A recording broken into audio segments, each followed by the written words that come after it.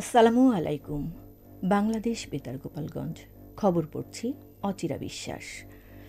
গোপালগঞ্জের কোটালীপাড়া উপজেলায় দেশীয় প্রজাতির মাছ এবং শামুক সংরক্ষণ ও উন্নয়ন প্রকল্পের আওতায় মাদ্রাসা মন্দিরসহ ১১টি প্রতিষ্ঠানের পুকুরে ৭৮২ কেজি রুই, কাতলা, মৃগেল মাছের পোনা অবমুক্ত করা হয়েছে। উপজেলা সিনিয়র মৎস্য কর্মকর্তা এস.এম. শাহজাহান সিরাজ এতে প্রধান অতিথি হিসেবে উপস্থিত থেকে গতকাল উপজেলা পরিষদের পুকুরে মাছের পোনা অবমুক্তকরণ কর্মসূচির উদ্বোধন করেন। উপজেলা প্রকৌশলী মোহাম্মদ শফিউল আজম, সমাজসেবা অফিসার মোহাম্মদ রাকিবুল হাসান শুভসহ মৎস্য চাষী ও বিভিন্ন পেশাজীবী ব্যক্তিবর্গ এ সময় উপস্থিত ছিলেন।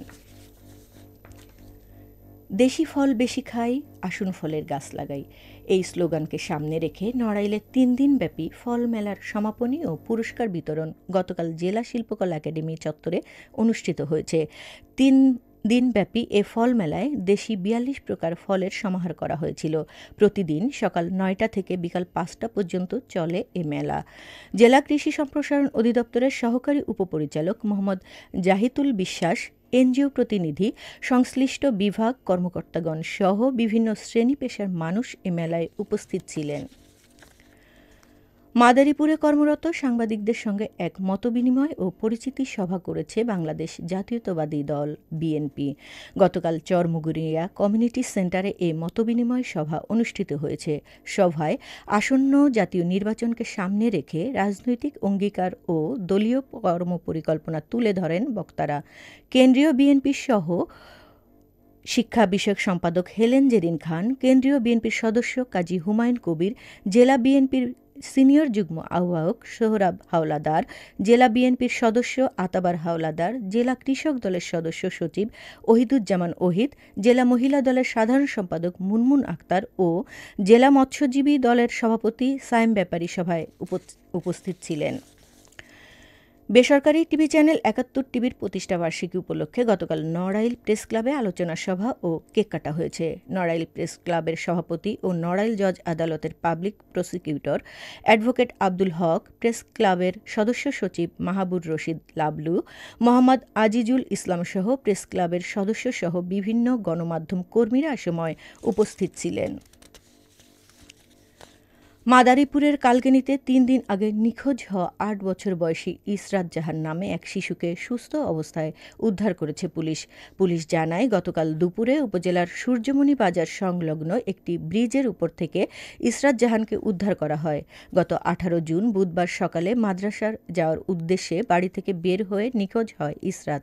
এরপর তার পরিবার বিভিন্ন স্থানে খোঁজাখুঁজি করেও তার কোনো সন্ধান পাচ্ছিল না। শিশুটিকে উদ্ধারের পর পরিবারের কাছে হস্তান্তরের প্রক্রিয়া চলছে। কিভাবে সে সেখানে পৌঁছেছিল বা এই ৩ দিন কোথায় ছিল তা নিয়ে তদন্ত শুরু হয়েছে। গোপালগঞ্জে গ্যারেজ থেকে রিকশা চুরি করতে গিয়ে বিদ্যুৎস্পৃষ্ট হয়ে মাহাবুর মল্লিক নামে এক ব্যক্তির মৃত্যু হয়েছে। পুলিশ জানায়, গতকাল ভোর রাতে গোপালগঞ্জ সদর উপজেলার রঘুনাথপুর ইউনিয়নের পারকুশলী গ্রামের বদর মোল্লার গ্যারেজ থেকে রিকশা চুরি করতে যায় মাহাবুর। এ সময় বিদ্যুৎস্পৃষ্ট হয়ে ঘটনাস্থলে মারা যায় মাহাবুর। সকালে গ্যারেজে গিয়ে মাহাবুরের মরদেহ পড়ে থাকতে দেখে পুলিশে খবর দেয় গ্যারেজ মালিক বদর মোল্লা। খবর পেয়ে পুলিশ ঘটনাস্থলে গিয়ে মরদেহ উদ্ধার করে।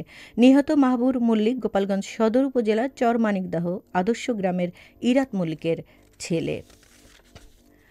মাদারীপুরের শিবচরে মোটরসাইকেল নিয়ন্ত্রণ হারিয়ে গাছের সঙ্গে ধাক্কা লেগে অজ্ঞাত এক যুবক নিহত হয়েছে। গতকাল ভোরে শিবচরের দত্তপাড়া ইউনিয়নের বাবলাতলা এলাকায় এক্সপ্রেসওয়ের আঞ্চলিক সড়কে এ দুর্ঘটনা ঘটে। পুলিশ জানায়, ভোরে এক্সপ্রেসওয়ে থেকে শিবচরে যাওয়ার পথে আঞ্চলিক সড়কের বাবলাতলা এলাকায় মোটরসাইকেলটি নিয়ন্ত্রণ হারিয়ে গাছের সঙ্গে ধাক্কা লাগে। এতে গুরুতর আহত হয়। পরে তাকে উদ্ধার করে শিবচর উপজেলা স্বাস্থ্য কমপ্লেক্সে নিয়ে গেলে কর্তব্যরত চিকিৎসক মৃত ঘোষণা করেন। এবারে কৃষি সংবাদ।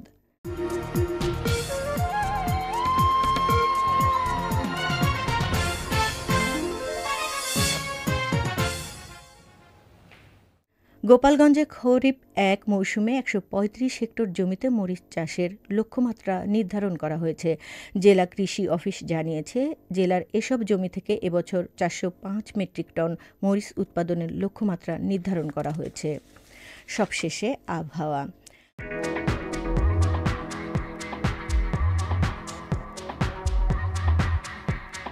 আজ বেলা ১টা পর্যন্ত দেশের অভ্যন্তরীণ নদীবন্দর সমূহের জন্য আবহাওয়ার পূর্বাভাসে বলা হয়েছে, ময়মনসিংহ, খুলনা, বরিশাল, পটুয়াখালী, নোয়াখালী, কুমিল্লা, চট্টগ্রাম, কক্সবাজার এবং সিলেট অঞ্চলসমূহের উপর দিয়ে দক্ষিণ অথবা দক্ষিণ-পূর্ব দিক থেকে ঘণ্টায় ৪৫ থেকে ৬০ কিলোমিটার বেগে অস্থায়ীভাবে দমকা অথবা ঝোড়ো হাওয়া সহ বৃষ্টি অথবা বজ্রবৃষ্টি হতে পারে। এসব এলাকার নদীবন্দরসমূহকে ১ নম্বর সতর্ক দেখাতে বলা হয়েছে। খবর শেষ হলো। আমাদের পরবর্তী খবর প্রচারিত হবে আগামীকাল সকাল ৮টা বেজে ৩০ মিনিটে বাংলায়।